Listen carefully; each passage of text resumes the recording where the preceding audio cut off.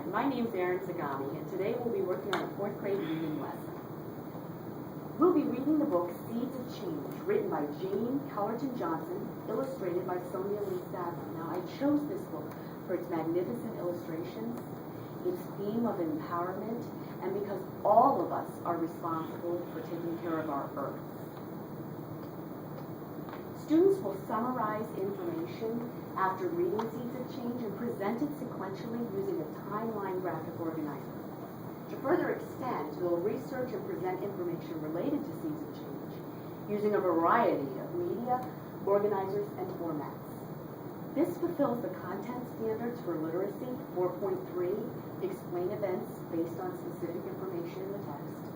4.7, interpret that information visually. And 4.6, use accurately grade-appropriate words and phrases basic to a particular topic. I'll introduce key vocabulary words: Magumo, Kenya, educate, deforestation, nourishment. And this will happen interactively. The children will come and discover the definitions as we work together. To begin the lesson, I will present a collection of items, and I will state that all these objects are part of a larger collection. I'll then ask the kids, how are these objects connected? And what could be a title for this collection? Instead of presenting them all at once, I'll bring them out one at a time. A cup, an apple, a boat, a pencil, paper, and a toothpick. They will come to realize that all of these objects come from trees. And that's when our lesson will begin. As a young girl, Wangari learns to respect and appreciate the importance of the Ngamo tree. Wangari is sent to a one-room schoolhouse to be educated and eventually leaves her village to continue her studies in Nairobi. She wins a scholarship to attend a college in Kansas and studies to become a biologist. After graduating, she moves to Pennsylvania to continue her studies. Wangari moves back to Nairobi to teach at the university. She works for equal rights for women, especially female scientists.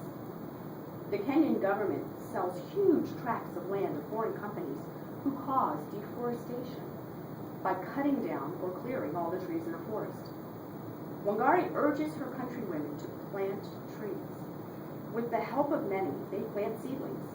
Because the trees look like green belts across the land, they call themselves the Green Belt Movement. Kenyan land becomes renewed by all the trees the women plant. Animals come, food grows, and the land becomes healthy and provides nourishment to the people of Kenya. Greedy foreign business people and government officials make a plan to stop Wangari by arresting her. Many people come together to help fight for her freedom.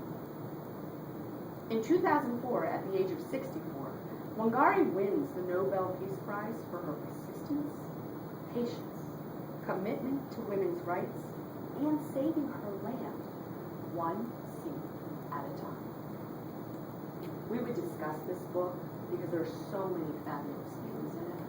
And after having discussed the story, we would then move on to recreating it. The kids would use a timeline graphic organizer, and we would sequentially go through the events in the story.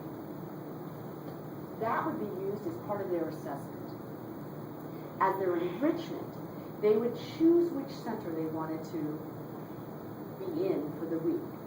They could either use computer laptops or use the mini lab to become a class expert on Kenya. They could collect information and fill in the concept mapping graphic organizer. Or they could become an expert in a tree using the same organizer. Some kids may decide to actually collect tree artifacts. They could go around the school grounds, they could bring them from home.